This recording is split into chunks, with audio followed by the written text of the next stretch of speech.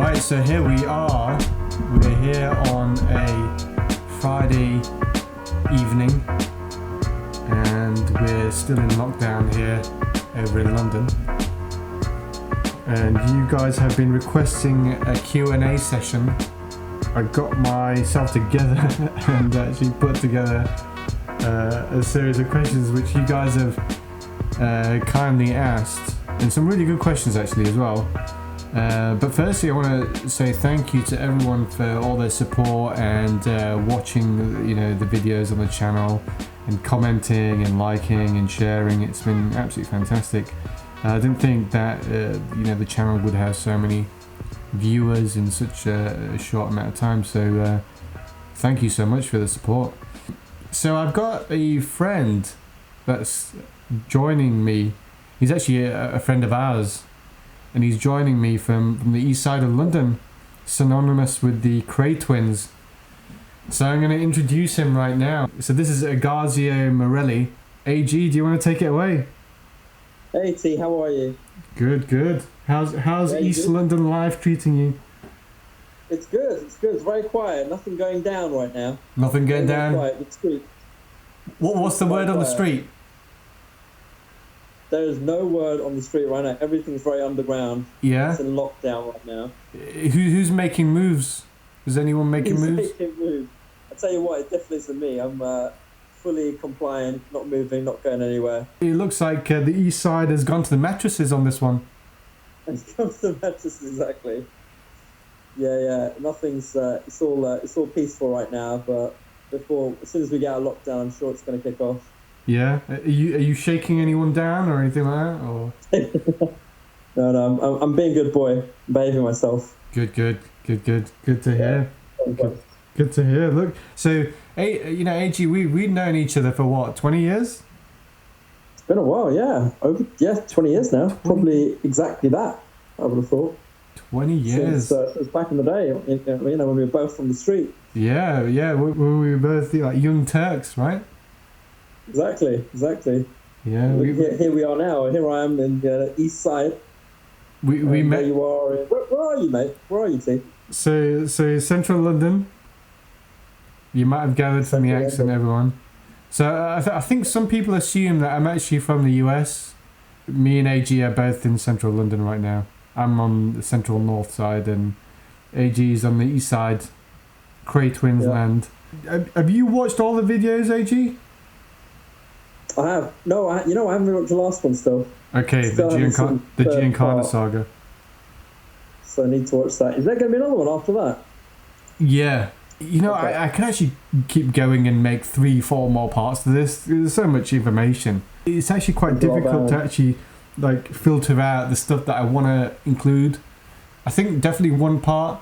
I'm going to see if I can kind of maybe condense it all into one, but the next part is going to be the culmination of everything, So I don't really want to rush it either, so I'll see how it goes.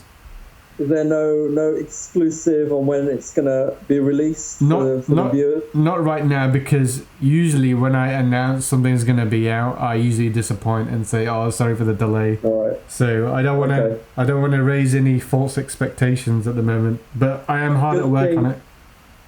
Good things come to those who wait. That's right. Okay, so I'm sure the guys are waiting with bated breath, especially ones who watch through up to date, to see how his story ends. I gotta say this as well. It's been amazing how much the viewers of the channel know about the mob. There's some really informed people out there. People that know. I mean, I'm not saying that I know everything about the mob. Far from it. I know bits and bobs. But you know what? There's some guys, they come up with information. I'm thinking, what?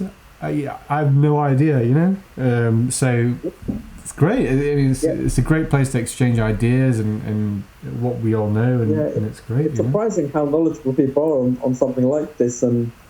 But I guess for me, as you know, I'm more into sort of films. The film angle, yeah. But you know them inside out, right?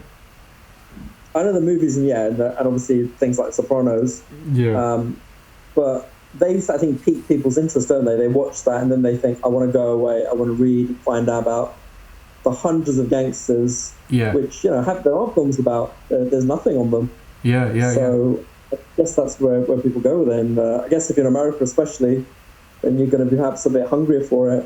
Yeah. Maybe because I tell you especially what, where you are, New York, Chicago.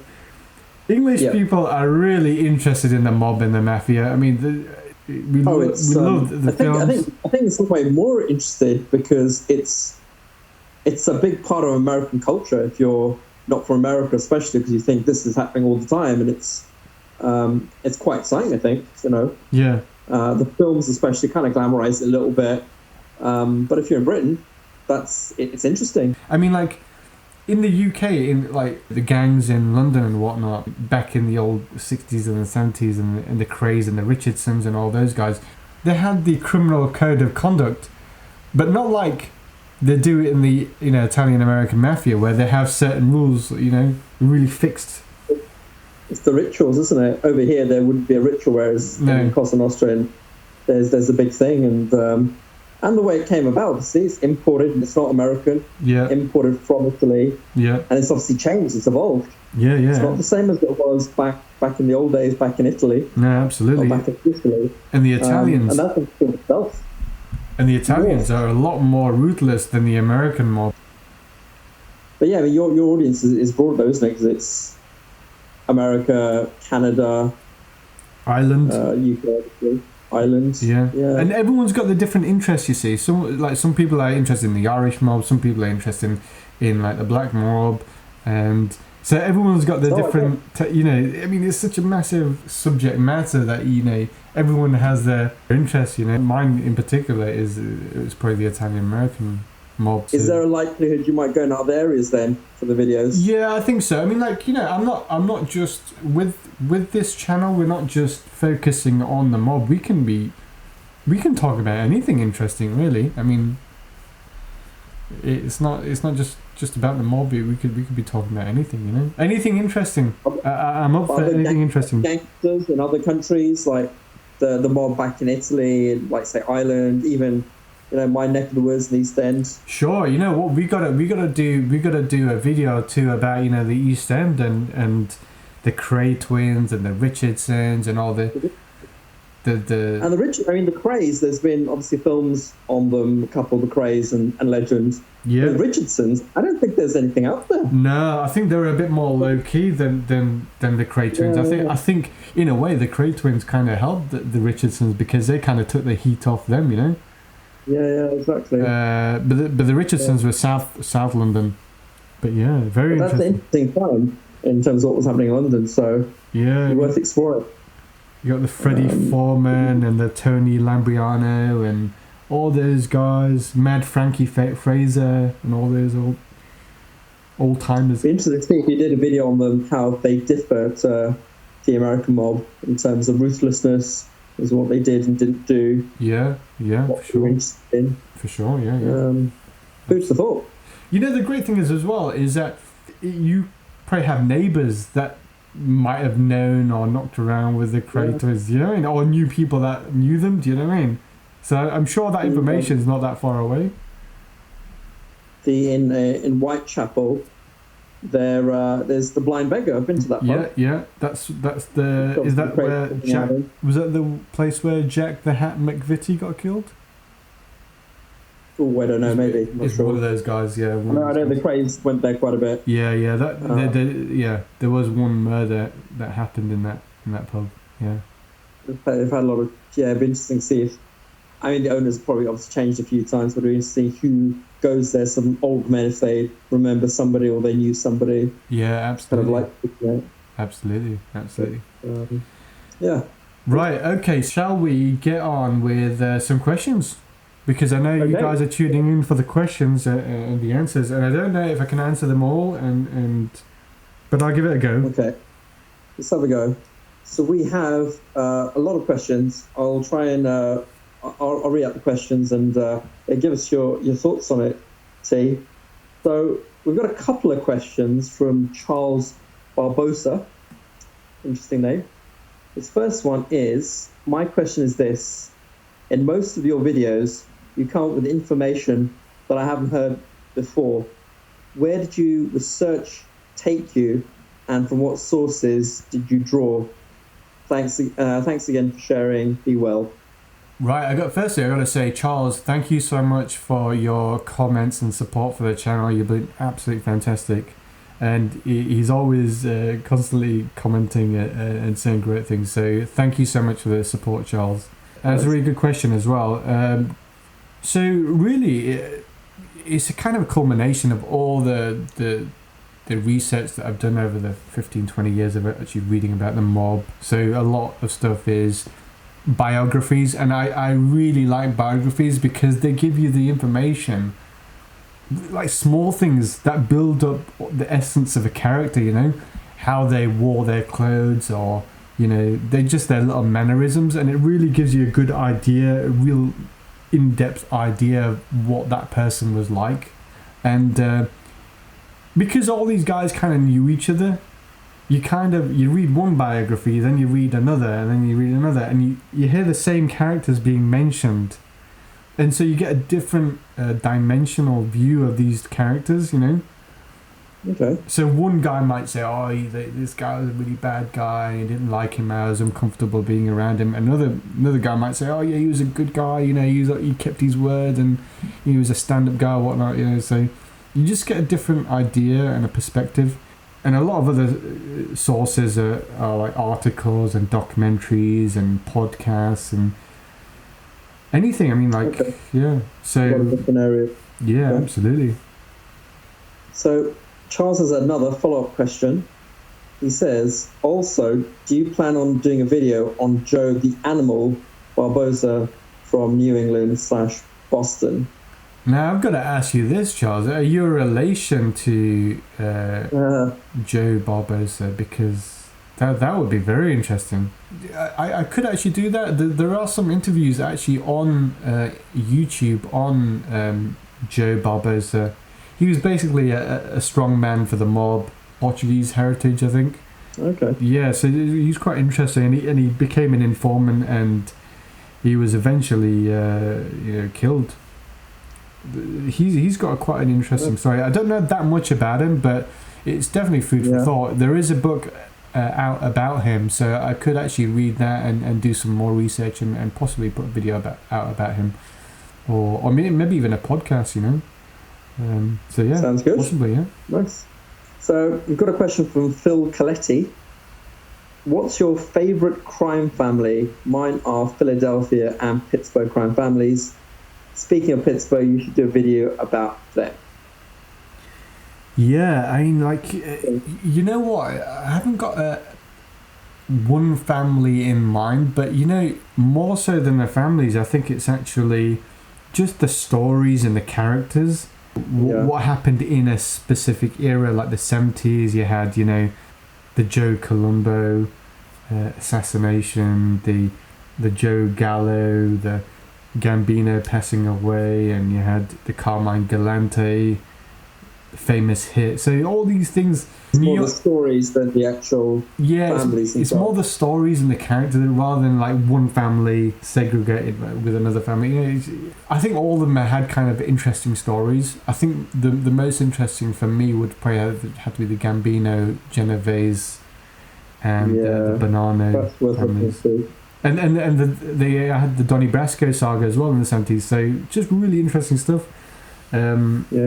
So I think New York is got to be my favourite, I think, because there was just so many characters and so many stories and interesting stuff happening in New York. Cool.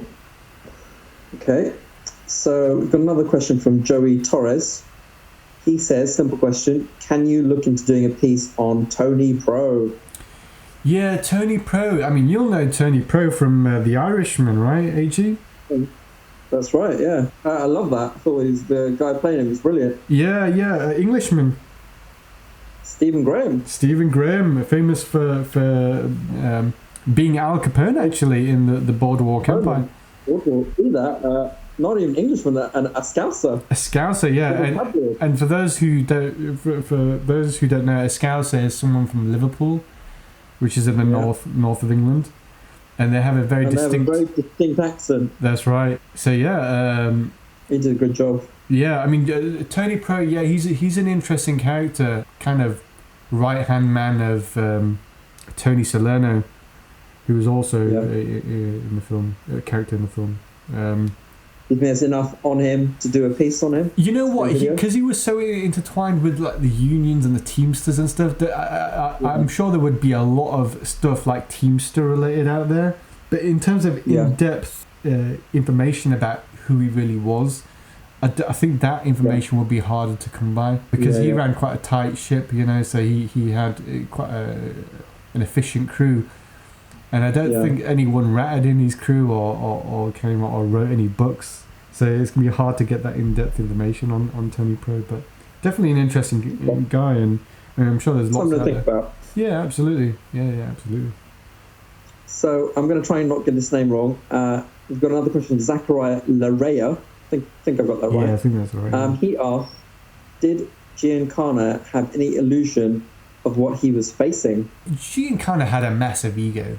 He thought he was the man at the top, you know, but he was really, in essence, the front man for the Chicago mob in the 60s. The real guys calling the shots behind the scenes were Tony Arcado and Paul Ricca, and those guys spanned back to the Al Capone days. But I think he thought he was on top of the world until he kind of left Chicago, and whether he was exiled from Chicago or thrown out, who knows. Chuck Giancana has got his take on it. Chuck is Giancana's brother, half brother, and he basically said it was on Giancana's terms that he left, and he left a guy called Tietz Battaglia in charge, and Tietz was a good friend of Giancana's, so it sounded like he put someone in there and left, if we were to believe his side of the story. But he basically went to Mexico and ran some rackets. He was big into gambling, and he'd made so many connections over the years from working with the CIA and running businesses for the CIA, that he kind of stood on his own 2 feet and made a lot of money out there. And basically Tony Accardo said, look, we want a piece of the action, and Giancana said, well, no, I'm on my own now. I've got nothing to do with the Chicago mob. And I think after he said that, he was on edge, because he had this big mansion out in Mexico called San Cristobal, and he used to sit out there on the balcony just overlooking the hills, just watching the hills for hours, waiting, to see if there's anyone coming for him, He'd paid the Mexican authorities to protect him. He always had an eye out, because he knew that the Chicago mob wouldn't take that lying down, They'd want their piece of the action. And then finally they did extradite him back to the US, and I think that's when the penny dropped for him. I think that he was scared then, because his health was failing, and he basically got thrown out of Mexico with nothing but the clothes that he was wearing. So I think it kind of hit him then that I'm in trouble now. Interesting. So we have a question from Rick. Good question, this. Do you find the outfit guys to be more brutal and sadistic than the New York Five families? And a second question, and what's with the random black kid that pops up in the videos? Yeah. Thanks. Right, okay. So to answer the first part of the question, Chicago had its fair share of very violent people. I mean, like, you had guys like Mad Sam DiStefano, who was like part of the 42 gang in the early Giancana days, and he was a vicious, sadistic, horrible guy. He'd do some really bad, like, torture. And I mean, in one of the parts of the Giancana saga, you heard what they did to William Action Jackson. They shoved him on a meat rendering plant, and they tortured him in such a horrible, ghastly way. So the Chicago guys had their fair share of guys, and that scene in Casino where they put a guy's head into a vice. I mean, that actually happened. He wasn't he wasn't face up there; he was face down. And similarly, New York had their fair share of brutal guys as well. So you had guys like Roy DeMeo. He ran a vicious crew, and they lured people into their bar, the Gemini Lounge, and basically, they shoot them in the head, wrap a towel around their head so the blood didn't go everywhere.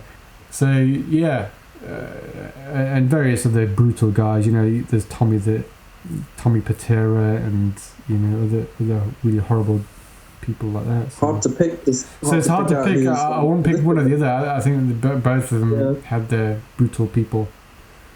Yeah, makes sense. I mean, those scenes that you see in those mob films, you know, they're based off the real deal, you know. Yeah, but probably tamer, I'd imagine, in terms of what actually happened. Yeah, probably. Yeah. Can't do everything on TV, can you? No. I mean, there's limits, right? I mean, Scorsese's quite graphic as well, and just the way he delivers the violence, it makes you stop. I think he pulls back from the violence at the right time. Yeah. He doesn't go like some films. They go crazy, and it's almost like a horror film. Whereas then he just pulls back at the right time, and because he has lots of comedy in the film as well, it kind of softens the blow. Yeah, absolutely, yeah. He manages violence and comedy in a really clever way. It doesn't seem so brutal. You end up liking the guys, even though they're terrible people. Yeah, I think also in the films it's kind of indicative, right? It's that impending danger that's kind of more frightening than the actual. Do you know what I mean? Yeah. Like the scene with I'm a funny house. I can watch it now, even though you know what's going to happen. It's still brilliant. It's brilliant. And it's Pesci took that scene from a real life situation that he was in. Yeah. It wasn't in the script. They did it on the day, I think. Yeah. Amazing. It's just the way, I think the music just kind of stops. It's their reaction. It's their reaction because they know the seriousness of the situation. In fact, the most violent part of that film, and there were some really violent scenes, but there's one scene in that film, which on the face of it, you won't think it is that violent, but it's the scene where a guy from across the road from Henry Hill's wife, Karen, that's girlfriend. terrible, that scene. And it's a kind of a drawn out scene, but it's a violent scene, you know. It's interesting because the whole thing is one shot. Yeah, it's so one shot. shot. To Karen, he walks over, just starts whipping him, and the camera never moves. Yeah. I think that adds to it. I think that's it. You know, I think that's the way he manages to just make you think. And he doesn't shoot him. He doesn't do anything like. It's just graphic, brutal. Yeah. Just use the gun in a different way. Yeah, absolutely. That is a great scene. Yeah. And I love it. He goes back into the gun, and she's turned on by the fact that he's defended her. Well, this is it, isn't it? It's power. It's the power. I think that's so many people in that film. It's such a good film. It's a great film. And actually, that film is it's toned down a little bit. The characters are actually toned down a little bit because I mean, like Paul Vario's character, he's bad guy, you know. And Jimmy Burke was he was just as bad as Tommy DeSimone, you know. Yeah, I think they definitely. So, I think the thing is they also say he plays up a lot of other themes, like family's a big part of it. Even weird stuff like food is like a character in itself. Yeah, absolutely. So the violence is always toned down by all these other things that are going on. Yeah, and the humour kind of softens it, like you said, right? Yeah, and the music. Like you say, they play toned down violence anyway because it's going to go so far. And he kind of does that by the use of music as well. He kind of because the music is very light-hearted and very boppy, isn't it? Yeah, he could have gone with like dramatic music, but he never does. Yeah, he picks music that he likes. Yeah, that's either classical or is something like the Rolling Stones, something really random. Yeah, and it just always works. He loves Clapton. He uses a lot of Clapton in his films. Eric Clapton, yeah, and a lot of like 50s and 60s kind of Sinatra-esque Dean Martin style of, you know. Yeah, very interesting. Anyway, we've gone off sidetracked. So his other question was the one about the random black kid that pops up in videos. Oh yeah, the random black. What's the that too? You know what? There's been a lot of comments on that, and you know, whilst I was putting the documentaries together, I just wanted to put something that's just stupid in there, you know, just to see what everyone would think, you know, see if anyone noticed, and for the first week or so, there wasn't any comments about it. I thought, that's a bit funny. No one's actually commented. Why is Sam Giancana's brother black? It's kind of like homage to an old film by starring Steve Martin called The Jerk, where it's the situation the other way around. So he's a white guy in a black family, and then one day he's told that he's adopted. He doesn't realize that he's been adopted. So it's kind of like a little bit of silliness. Sort of like a nod of the head for The Jerk. Yeah, absolutely. And there's a lot of film references in the documentaries and stuff. But I just thought it'd be fun to just throw that in because that mystery is solved now. Absolutely. Everybody knows why he's there. And on part 3 it explains it a little bit. Just a figment of my imagination. Just thought I'd throw that in. But just for the record, Chuck Giancana was a white guy. He's Sam Giancana's half brother, and Sam Giancana confided a lot in Chuck with whatever he did because he trusted him 100%. And so Chuck knew what was going on. Our mystery is solved. Okay. So we've got a question from Mark Danielle. He says, can you do a show on Joseph Petrosino? Thank you. You know what? What do you think? Yeah, Joe, he fought the mob. He was on the side of law enforcement. I don't know much about him, but he existed in the early 20th century. He went up against Don Vito Casciaferro, who was like a very high-ranking mafia don in that time. And he fought the mafia and went after them. And sadly, he lost his life when he actually went to, I think he went to Sicily to try to deport Casciaferro back to the US, and Casciaferro put a hit on him, and he sadly lost his life. And but I'm sure there's a lot of interesting information about him. Maybe I could throw him in there at some point. So we've got one from Anton Tate. He said, you've kind of touched upon this. Where do you get this information? Who is the narrator? I think your one is very, very cool. By the way, I watched every episode so far, waiting on Sam Giancana 3. So I'm guessing this question a little bit while back. Hopefully seen it now. But where do you get your information, and who is the narrator? Yeah, so the information, like I said previously, from biographies, documentaries, articles, any information that I can, get my hands on, I use, just to give me a different perspective on the various characters and stuff. So what was the second part of that question? And who is the narrator? Oh, the narrator, yeah. The narrator is actually authentically American. Yeah, he's got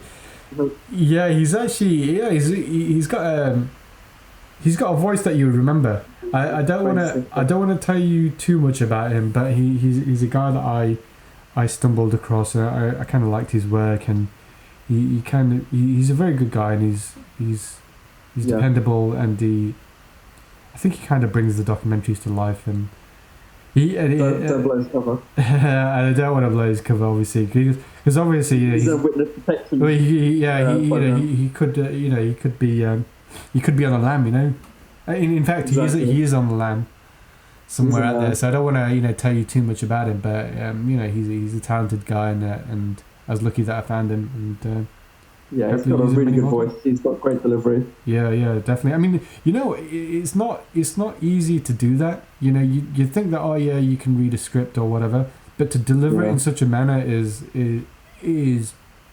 hard. I mean, I try to do it. I could do it. I just haven't got the voice. Yeah, you've got to be engaging, haven't you? It's not just being American. It's like you say, it's your delivery and how you say certain words, emphasize certain things. Yeah, absolutely. More audiences in, I think. Yeah, for real. He's very good. Yeah. But one day we might you can uncover the mystery. Maybe one day we'll have him on the show. Yeah, definitely. So we've got a question for Nicholas Fredericks. He says, after watching your Momo videos, fantastic by the way, do you think Chicago or New York had a bigger influence in US politics? Oh, nice. That's a really, really good question. Yeah, that is.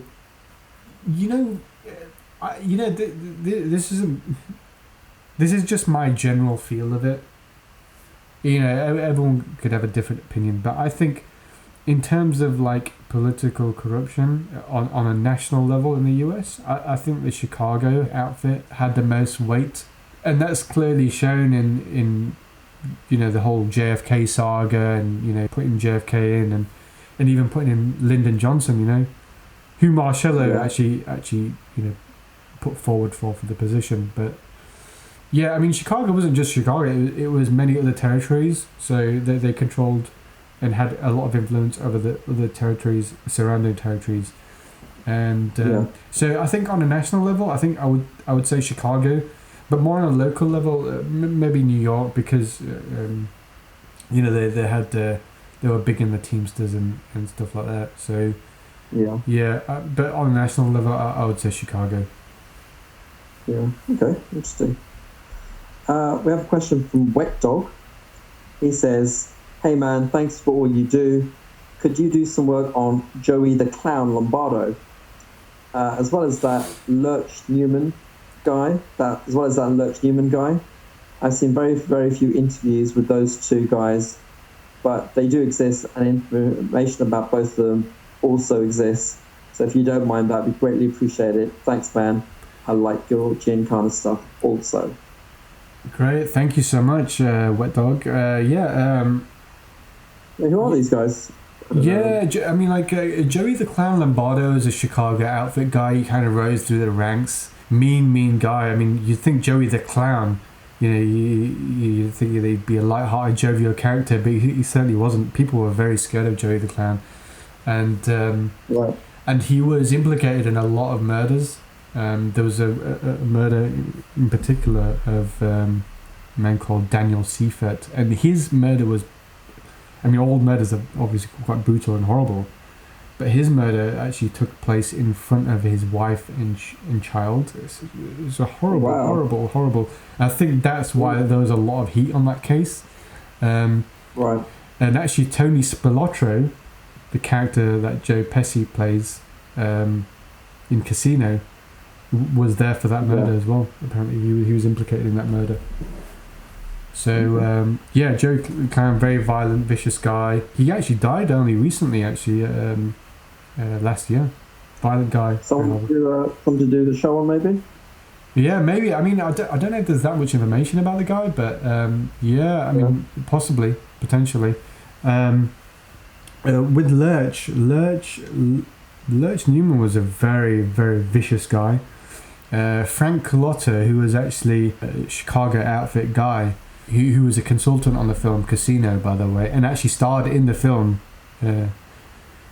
Was he? Okay. Yeah, he was a hitman. In real life, he was a hitman for the Chicago outfit, and in Casino, he was a consultant for the film, and he was telling Scorsese of how the murders went down, and Scorsese just said, "Well, why don't you actually do it?"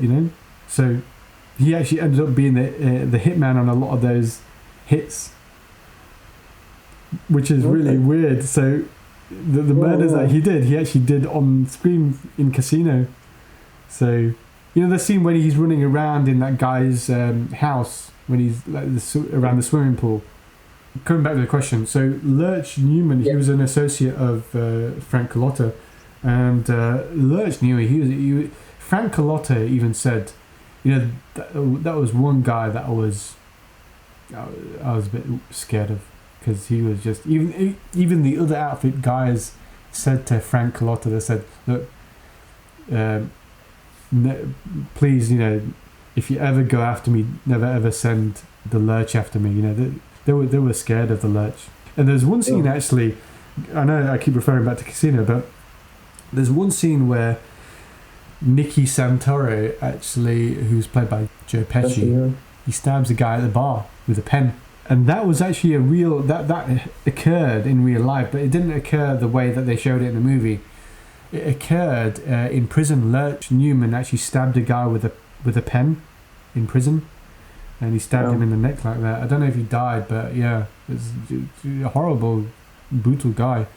Does not sound like good news. No, not the type of guy that you want to meet in a dark alley. Even a guy that you want to meet in daylight. So. I think I might Google him. He sounds interesting. Yeah, no, for sure. Yeah, Good name as well, Lurch Newman. yeah. Actually, he's That's the most Italian name Larry I've ever the heard. Lurch. No, he wasn't. He wasn't Italian. He was Jewish. He was a Jewish guy. Yeah. But yeah, scary guy. He spent a lot of time in prison, and I think he died. Yeah, I can imagine. He died in as well. I think Carlotta actually testified against Lurch.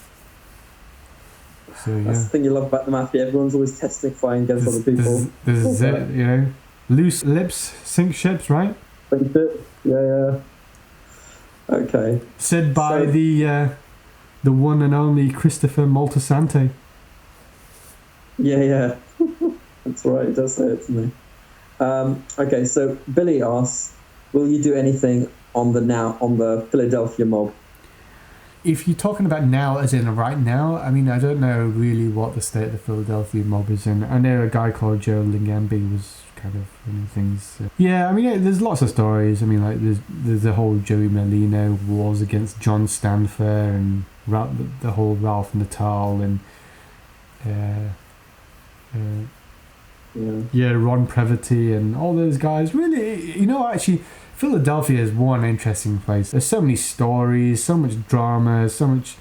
They should do a series on the Philadelphia mob. I mean, honestly, there's so much that they could cover. You know, and you know what? If the channel lifts off, if it does well, then maybe I'll even write. Maybe we could actually write a script, right, AG? Yeah. With some of your East London experience. Yeah, that's it. Let's do that. That sounds like an idea. So, we've got a question really specific to you from Scott K. He says, do you play any instruments? Bit of random question, that. Yeah, thanks Scott for your question. It's really nice to see like something completely different as well. I see that he's got a guitar in his profile picture, so I assume that you play the guitar, Scott. Electric. Yeah, electric guitar, yeah. Yeah, so I don't play any instruments. I do DJ, so I've been known to get on the decks and spin some records. So I picked up some vinyl turntables a long time ago, spinning 12-inch records on the ones and twos. Yeah, so I'm into house music. So I do house music and like disco house and funky house and deep house and things like that. Yeah, that keeps. That's good. Just to if you had a bad day or a busy day, you just want to unwind and do something completely different. I love getting onto the decks and whatnot. It's good fun. Nice. Yeah. Okay. Again, another personal question. You sort of touched on this a little bit. Mike Rose asks, "Where are you from?" So I don't know how specifically you think where background or where you live. Yeah, but, sure. Yeah. Where are you from? Yeah. No, I'm.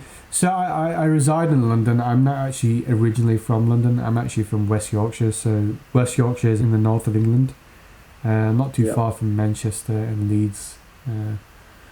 Thankfully, you lost the accent, which is good news for everyone. Yeah, when people actually hear my accent, they don't know actually where I'm from. They say, "Oh, you're not from London. You're not north, so you're kind of somewhere halfway between Birmingham or Coventry or somewhere in the Midlands somewhere maybe." Yeah, you could be from Birmingham, couldn't you? Slightly, not properly, but your accent's a bit mixed. Halfway, right? So just for those people that don't know about the north of England, you can distinguish a northern accent by the use of certain words like glass. So they'd say glass in the north of England. In London, they'd say glass.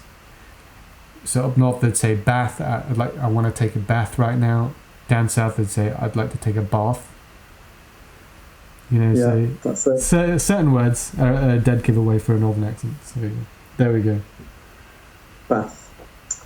Steve D asks, could you please look into Pacino's links to the Chicago mob who got him his part on The Godfather? What is this bit? If not, who in your opinion killed Hoffa? Thanks, my friend, for me. It was Tony Pro. They hated each other. So I think we've got two questions there. So about Pacino, obviously, his links to the mob, Chicago mob, which maybe got him as well, Godfather. And in your opinion, who killed Jimmy Hoffa? Right, okay, that's a really good question. Steve, thank you so much, by the way. Your support, he's constantly watching everything and commenting, and it's really nice to see someone that's so into, you know, that part of the world and kind of that history of the mob, and very well, you know, he's got a lot of information on the mob and stuff, and he's a fellow Englishman as well, so that's great. So yeah, big thank you, Steve, for your support. It's much appreciated. So the question, Pacino and his role in The Godfather. You know, Pacino wasn't actually one of the main people on the producers list.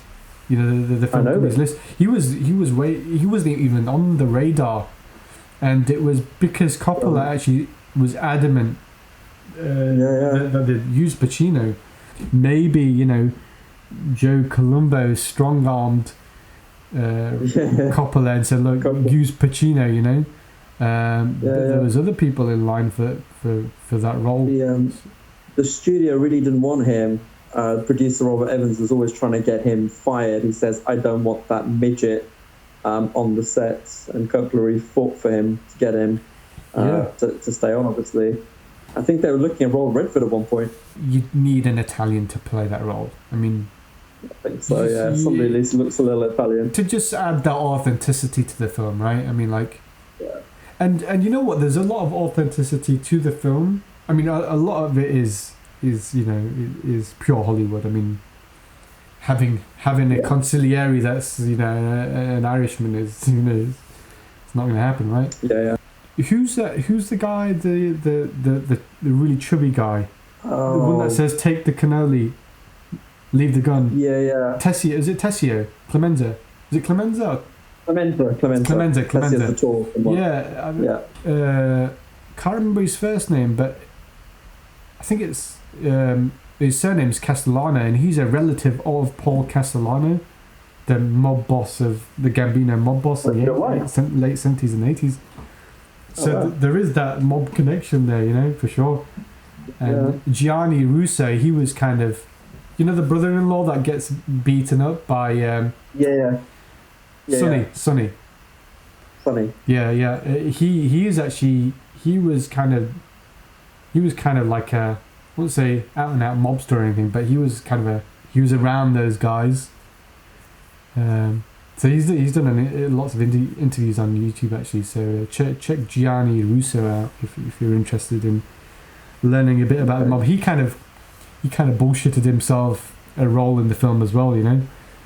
But yeah, I don't actually know how Pacino actually got his role, but I would assume some sort of strong arm tactics.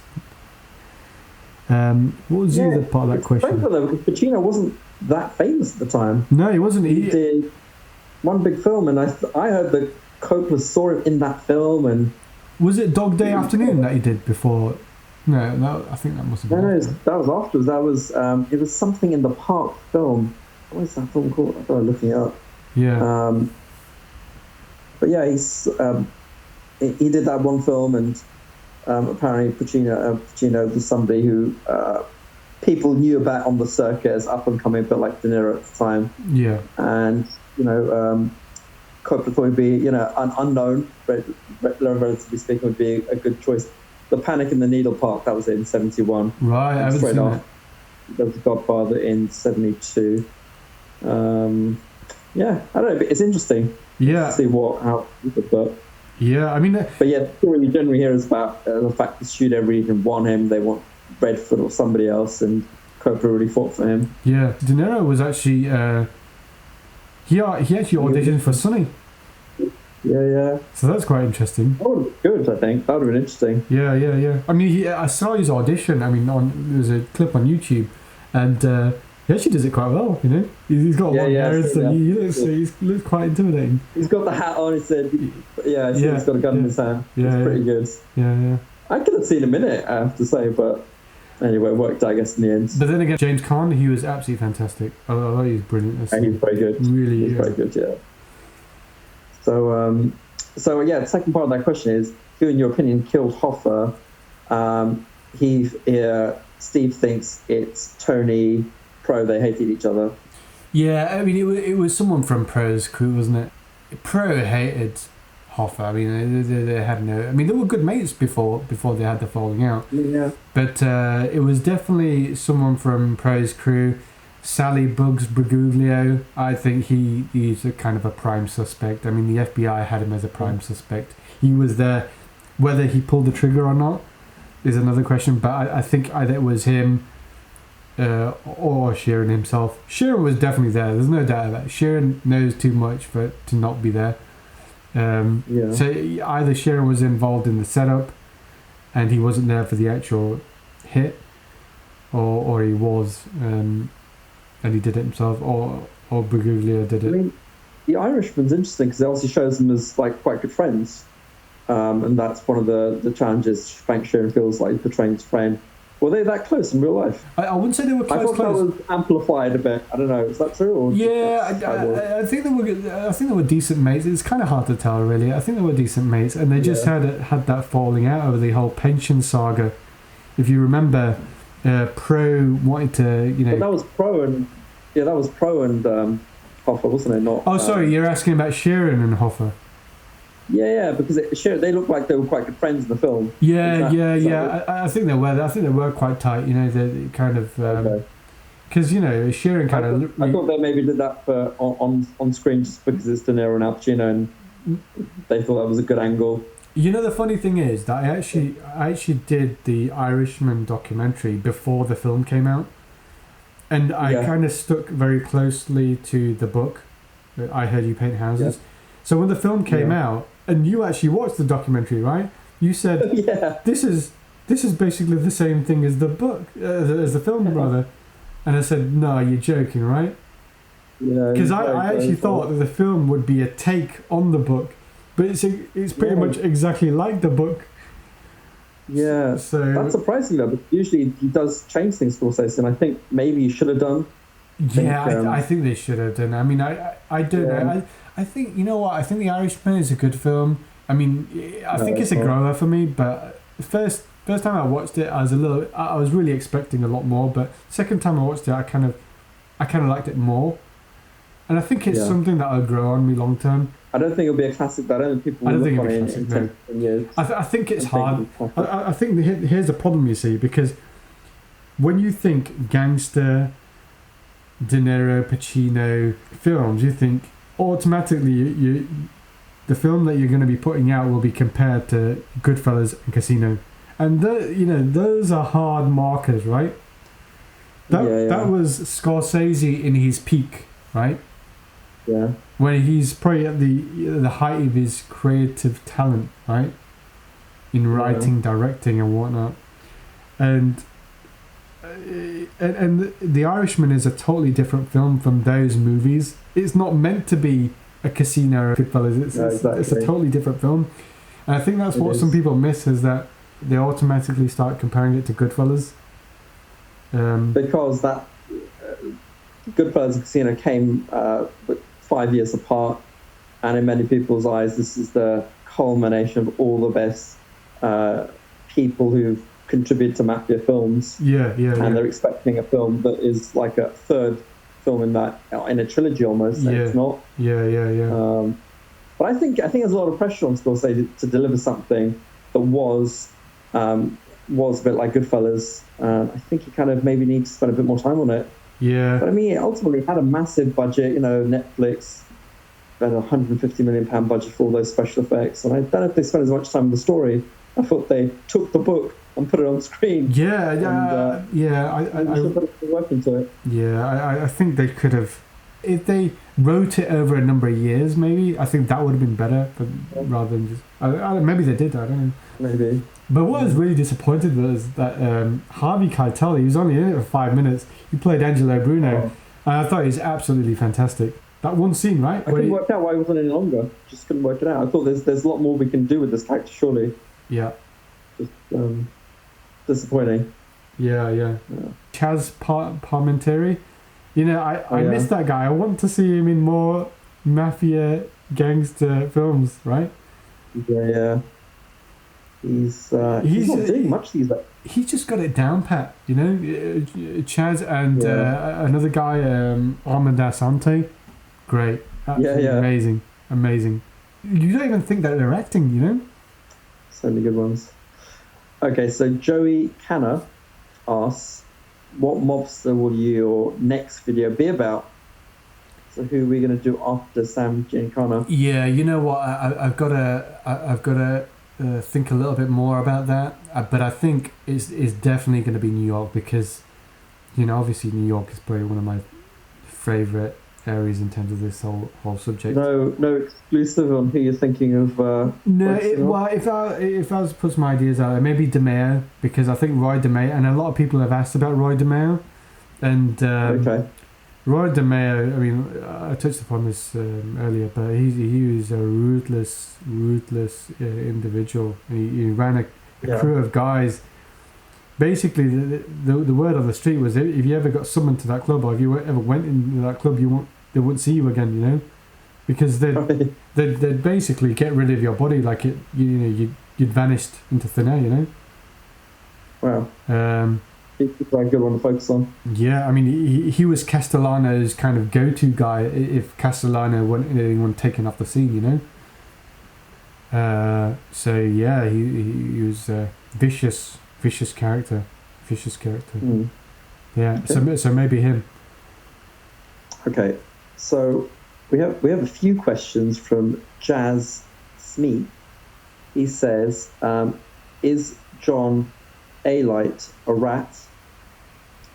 Why don't we do that one first? Sure. Right. Yeah. It's well known that John A-Light was a cooperating witness. So he was on the stand testifying against Gotti Jr. and Charles Carneglia from the Gambino family.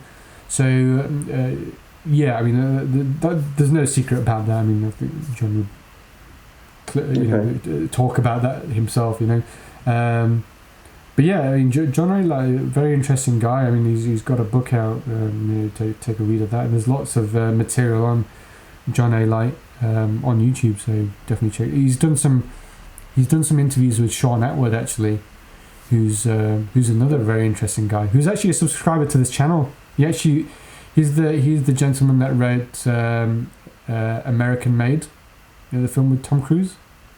Yeah. So he wrote the book American Made, and he's you know what, I could do a whole show on Sean Atwood. So Sean, if you're listening, let's do it. You know. Wow, that's cool. He's a subscriber as well. Yeah, he's a subscriber. We've been talking a lot on Twitter and by email. So maybe we'll do something at some point. Yeah, that sounds cool. I think everyone wants to see that. Yeah, I mean, he's doing lots of good stuff on. Jeffrey Epstein. Epstein. That's it, right? So, yeah. How could we have forgotten?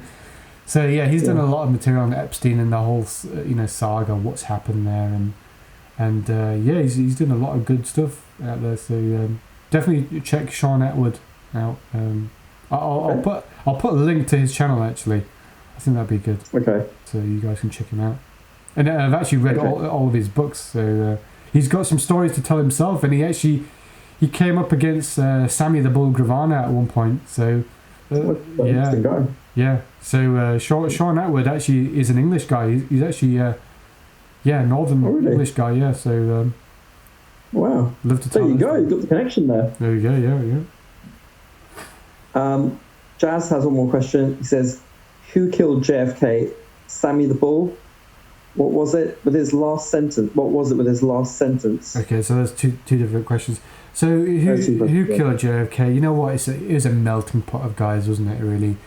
I mean, the whole mob were after him because of the whole reneging of the deal that Giancana and Kennedy Sr. made. You know, and basically Robert F. Kennedy was going after the mob with everything. They had an incentive to take him off the scene, and you know, there's multiple shooters involved in that. You know, there's outfit guys.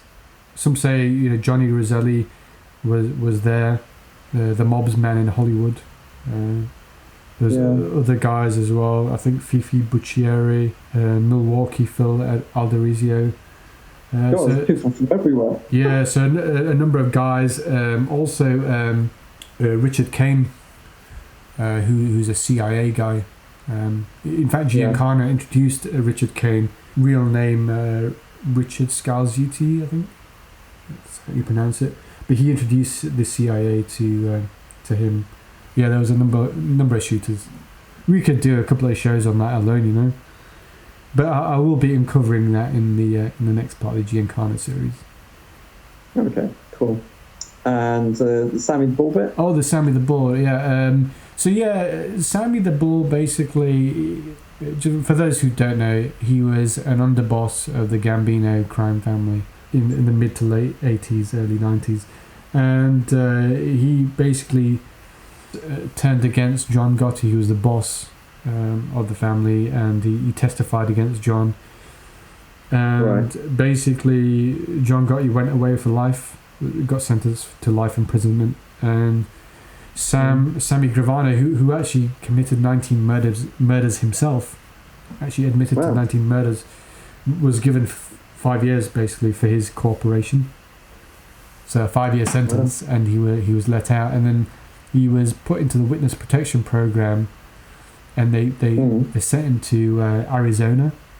I think he checked himself out of the witness protection program. What clearly he did, and then he started an ecstasy ring,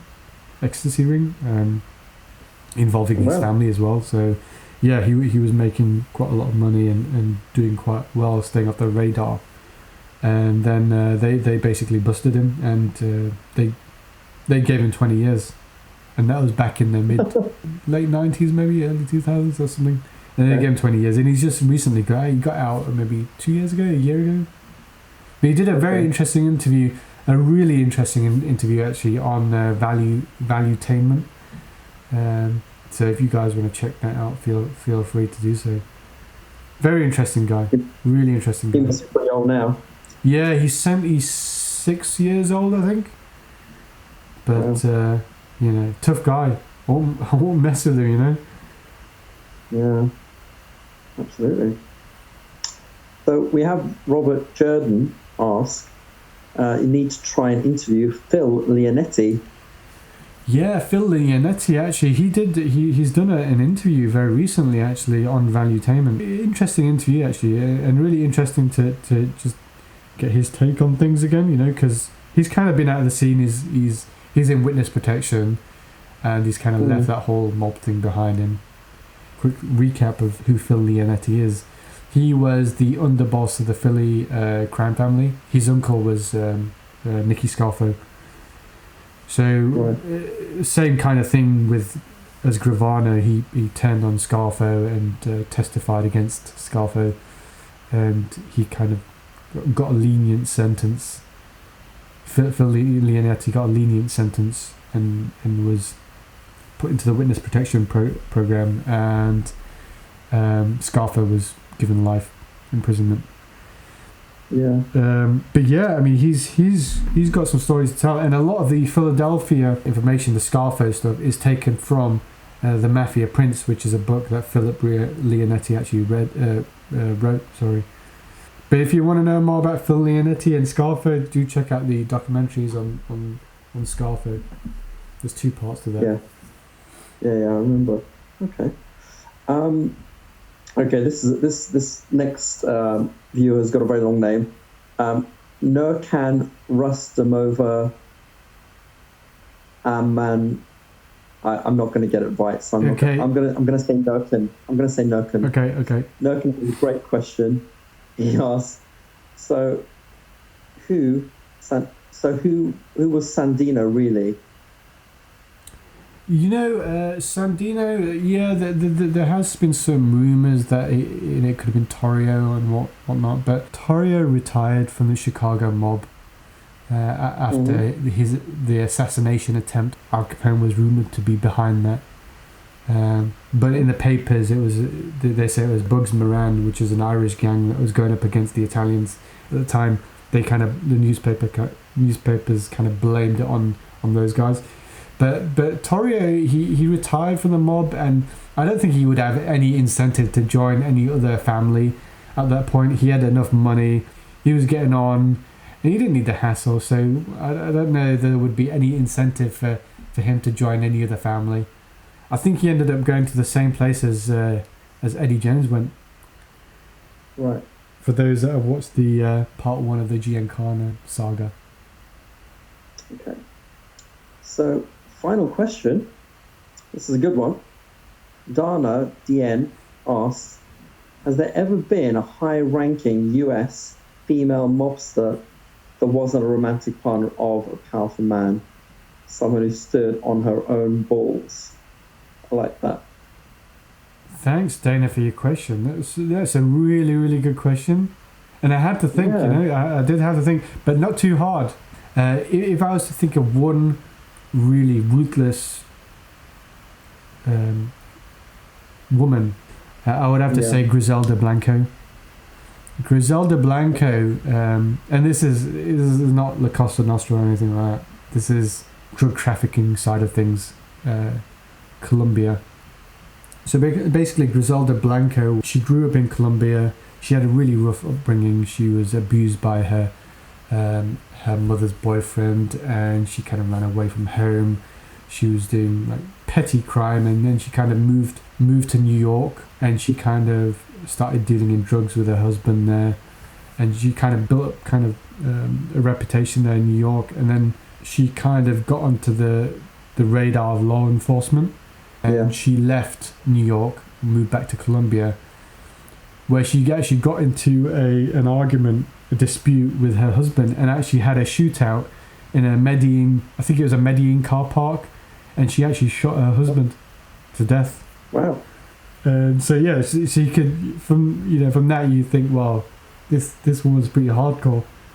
She was very ruthless. The Black Widow. The Black Widow, and she was a violent, ruthless woman, and she didn't think twice about murdering anyone or taking anyone off the scene. She basically moved to Miami and set up shop there, and she had a crew of guys reporting to her, and she was a top woman. These men were petrified of her, because if she was upset about anything, she'd order someone's murder, just like that. Nice. And if anyone went up against her, she wouldn't just order a murder on that person. She would order a murder on that person's family, everyone. She was ruthless, horrible. Do you want to know something interesting about her? One of her kids. Oh yeah, Corleone, Michael Corleone. And one of her kids is Michael Corleone. Yeah, I love that. Yeah. What a name. They named him Michael Corleone, obviously after Godfather. All of her sons, bar one, were killed. Wow, really? Yeah. Wow. I think from memory, yeah. But yeah, if you want to, Dana, if you want to know more about Griselda Blanco, there's actually a film. Catherine Zeta-Jones actually played her in a film. Catherine Zeta-Jones? Yeah, I mean, I don't know where they got the choice from. They could have been a bit more authentic. They could have chosen maybe a Colombian lady to play her. Cocaine grandmother. Yeah. Godmother even. Cocaine grandmother. Yeah, that's right, yeah. But, I was on Lifetime. That doesn't sound good. I really hope actually Narcos covers Griselda Blanco, because I'm telling you, that is a story and a half. They could do a couple of seasons on her alone, Yeah. I think they've gone down the Mexico route, haven't they? So yeah, you know what? I think they need to bring it back to Colombia a little bit. I don't know. Yeah, I'm feeling they're going to do at least one more season there. But here's something interesting. On the wiki page, it says there's an unreleased film titled The Godmother, currently in production, starring Jennifer Lopez as Blanco. Yeah, I heard about that as well. I think they might shelve that. I think that's been on the cards for ages. Oh, is it? Yeah. Yeah, this wiki page isn't that new. But that's a shame. That might have been interesting at least. Yeah. And actually, just to tie the whole Griselda thing up, she was sentenced to prison, and she only got a shot. I think she only went away for about 5 to 10 years or something like that. And then she got deported to Colombia, and in Colombia she was killed. So they all meet a violent end, They all mean end, don't they? Crime doesn't pay. They either mean end, or they're witness protection. Or they two routes. Well, or they end up in prison, yeah.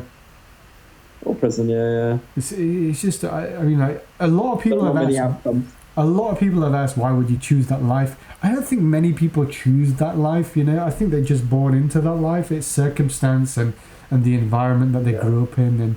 And essentially what they are is a product of their environment, right? Yeah. So, you know, it's easy to judge, but you don't really know how that person grew up and the circumstances. Exactly. And I think you're either born into it or you're like a Henry Hill character. Yeah. You're in a neighborhood, and it is glamorous, I guess, for some people. Well, you know? Maybe back in those days, at least. It's a way maybe out. Not so much now. I don't know if it's true now. It's a way out. It's a way out, right? It's a way out of poverty, and, you know. Yeah. Get rich quick or dying, right? You want a bit of that. Get rich quick or die trying, right? That's what 50 Cent says. Yeah. But no, those were all the questions from the viewers. Some good questions in there. Fantastic. Yeah, thank you so much for those questions. And sorry for the delay in actually putting this one together. Hopefully I've answered all the questions, and there's lots more to come. And I think we should do these Q&A sessions and just a general like mob chit chat, and maybe get some people onto the show. Yeah, definitely. I think we've got a few suggestions from the viewers. Yeah, for sure. I mean, like Sammy, definitely Sammy the Boy. If you're interested in doing a show, let's do it. I'd love to come at these guys from a mob angle. I mean, a lot of the interviews out there are on a very general basis, you know. But I'd rather come at them from actually talking to them about intricate mob stuff, like who they knew and what they thought of this guy and what was going on at that time, and is this true and that true? I mean, I'd love to do it. Oh, I'd be like a kid in a candy store, I tell you. And Michael Francis, I'd love to get him on, because I actually saw an interview with him on Hot Boxing with Mike Tyson, and I think that's a great channel, by the way. If no one's actually checked it out, you should actually check it out. It's actually really good. I'm going to put it on my list. Yeah, it's actually, he interviews some really interesting guys, and they just chat. You know, whatever comes to mind, they just chat about it. Good idea. But fantastic. Awesome. Shall we wrap this one up, and and we'll be back with you very shortly. But thank you very much. Awesome. Stay safe, everyone. Brilliant. And thanks, AG, for joining us. Brilliant.